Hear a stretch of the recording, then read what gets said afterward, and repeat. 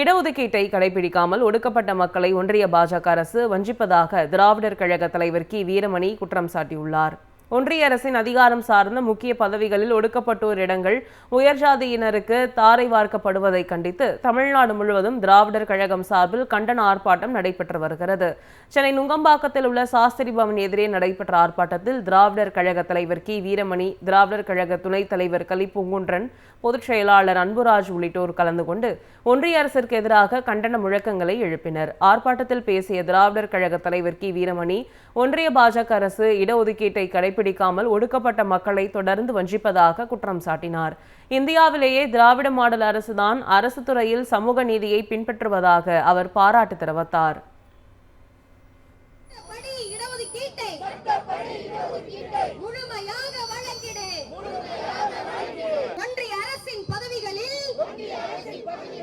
உயரதிகார பதவிகளில் இடஒதுக்கீட்டு விவரங்களை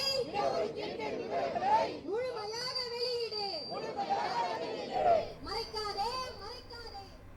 இடஒதுக்கீட்டை கடைபிடிக்காமல் ஒடுக்கப்பட்ட மக்களை ஒன்றிய பாஜக அரசு வஞ்சிப்பதாக திராவிடர் கழக தலைவர் கி வீரமணி குற்றம் சாட்டியுள்ளார்.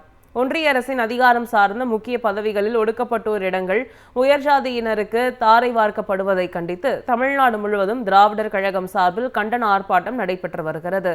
சென்னை நுங்கம்பாக்கத்தில் உள்ள சாஸ்திரி பவன் எதிரே நடைபெற்ற ஆர்ப்பாட்டத்தில் திராவிடர் கழக தலைவர் கி வீரமணி, திராவிடர் கழக துணைத் தலைவர் கலிப்பூங்குன்றன், பொதுச் செயலாளர் அன்புராஜ் உள்ளிட்டோர் கலந்து கொண்டு ஒன்றிய அரசிற்கு எதிராக கண்டன முழக்கங்களை எழுப்பினர். ஆர்ப்பாட்டத்தில் பேசிய திராவிடர் கழக தலைவர் கி வீரமணி, ஒன்றிய பாஜக அரசு இடஒதுக்கீட்டை கடைபிடிக்காமல் ஒடுக்கப்பட்ட மக்களை தொடர்ந்து வஞ்சிப்பதாக குற்றம் சாட்டினார்.